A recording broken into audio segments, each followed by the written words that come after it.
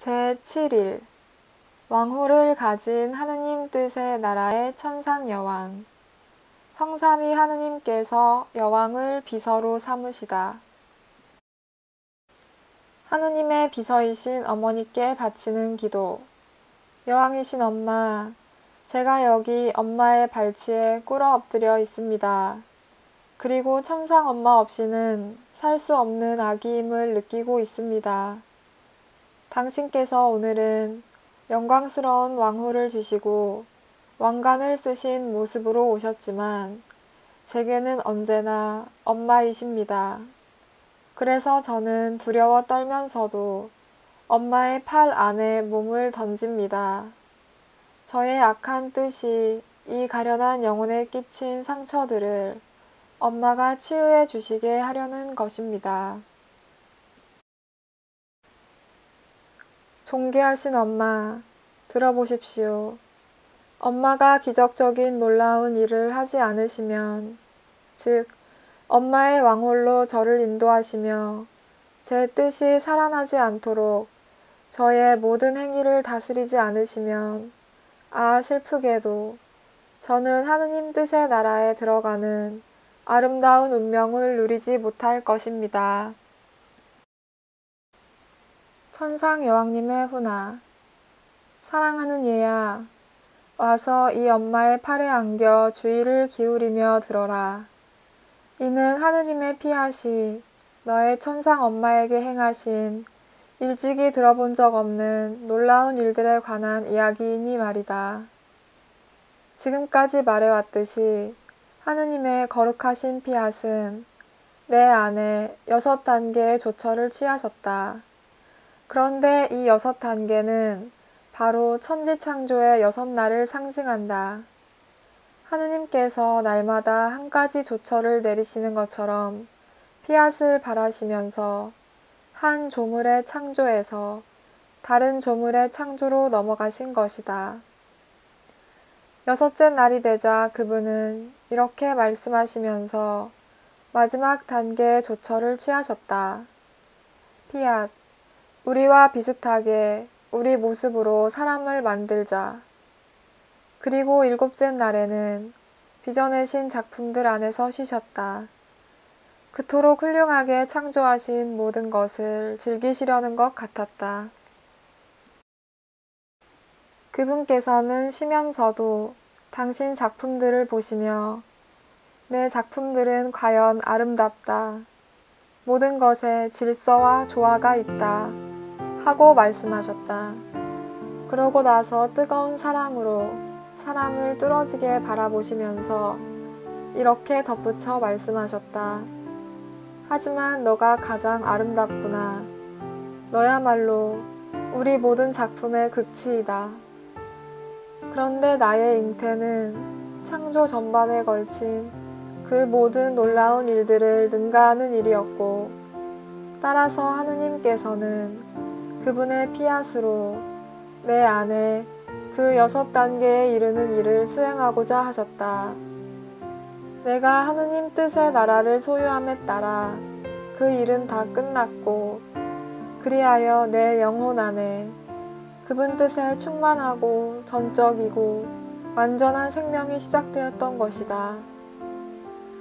오 지극히 높으신 분께서 나를 얼마나 신성의 높이에까지 들어 올리셨는지, 하늘도 나의 높이에는 다다를 수 없고 나를 내포할 수도 없었다.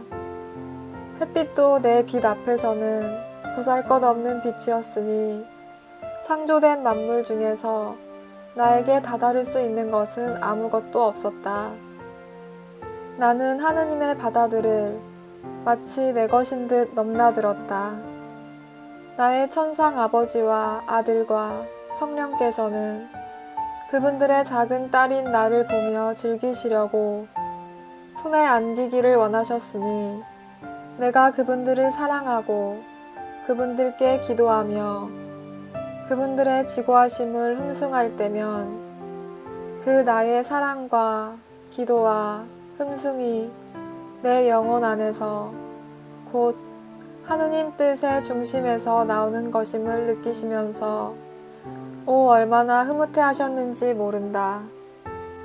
그분들은 거룩한 사랑과 순결의 향기와 희한한 기쁨이 물결치듯 내게서 발산하는 것을 느끼셨고, 그 모든 것이 그분 자신들의 거룩하신 뜻이 나의 자금 안에 형성하신 하늘에서 나온 것임을 알고 계셨으므로 되풀이해서 계속 이렇게 말씀하시곤 하셨다.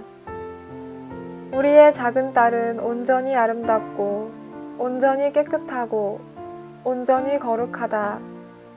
이 딸의 말은 우리를 묶는 사슬이요, 그 눈길은 우리를 아프게 하며 와서 박히는 화살이며, 그 심장 고동은 우리를 관통하며 사랑의 광희 속으로 몰아넣는 화살이다. 하느님 성삼위께서는 또한 그분들 뜻의 힘과 능력이 내게서 솟아나와 그분들과 나를 서로 떨어질 수 없게 하고 있음을 느끼시면서 나를 일컬어 거룩한 하느님인 우리마저 이길 수 있는 무적의 딸이라고도 하셨다. 그러니 얘야, 들어보아라.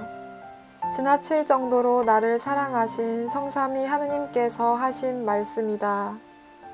사랑하는 딸아, 우리의 사랑은 억누를 길 없는 사랑이다. 이 사랑은 너에게 우리의 비밀을 맡겨두지 않으면 숨막힘을 느낄 것이다. 그러므로 우리는 너를 우리의 충실한 비서로 선정한다. 어떤 희생을 치르더라도 인간을 구원하고자 하는 우리의 고충과 결정을 너에게 맡겨두려는 것이다. 보아라, 인간이 얼마나 낭떠러지를 향해 내닫고 있느냐. 반역을 일삼는 그들의 뜻이 그들을 끊임없이 죄악 쪽으로 끌고 가고 있다. 그들은 우리의 거룩한 뜻의 생명과 힘과 지지가 없기 때문에 창조주의 길에서 벗어나고 말았다. 나약하고 병들고 온갖 악습에 뒤덮인 채 기는 듯 느릿느릿 땅 위에서 돌아다니고 있는 것이다. 그러니 인간을 구원하기 위해서는 영원한 말씀이 지상에 내려가서 인간의 모습을 취하고 그들의 비참과 죄를 떠안으며 그들의 형제가 되는 것, 그리고 사랑의 힘과 이제까지 들어본 적 없는 고통의 힘으로 그들의 마음을 사로잡아 다시 우리의 부성적인 품으로 데려올 수 있을 만큼 큰 확신을 주는 것, 그런 길 말고는 다른 길이 없다. 오, 인간의 운명이 우리를 얼마나 큰 비탄에 잠기게 하는지, 이 큰 고통을 지금껏 아무에게도 털어놓을 수 없었던 것은 사람들이 그들을 지배하는 하느님 뜻을 소유하고 있지 않아서 우리의 고통도 인간이 죄 속에 떨어지는 것이 얼마나 중대한 악인지도 도무지 이해할 수 없었기 때문이다. 너는 우리의 피앗을 소유하고 있으므로 이를 알아들을 수 있는 능력을 받았다. 그래서 우리가 우리의 비서인 너에게 우리의 비밀을 알려주고 너의 손에 왕호를 쥐어준다.